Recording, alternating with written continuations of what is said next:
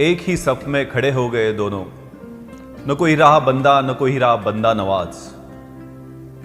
अस्सलाम वालेकुम। रमजान बस आ ही गए हैं, पर कोरोना के असर में है, इसलिए कई तरह के सवाल है।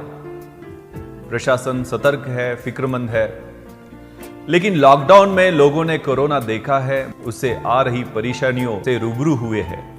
जिम्मेदारी दिखने लगी है और इसकी जरूरत भी है। सब तरफ से कोशिशें हुई है, सबने मन बना रखा है, घर में रहेंगे, इबादत करेंगे, रोजे रखेंगे, तराबी पढ़ेंगे, लेकिन बाहर नहीं निकलेंगे। दूसरा मसला रमजान की जरूरतें हैं जो अहम है, उसके लिए कोशिशें हो रही है। खलीस अल्लाह की इबादत है और रमजान का मतलब ही तैयारी है, सब्र है और मुश्किल हालात डटे रहना है।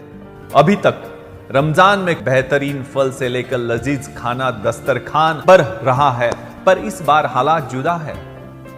अल्लाह जो इंतजाम कर दे उस पर शुक्र करे और बताए रोजे का मतलब ही सब्र है।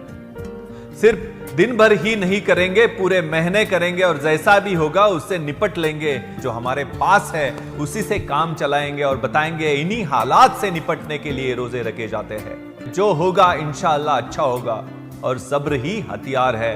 रमजान मुबारक। जय हिंद।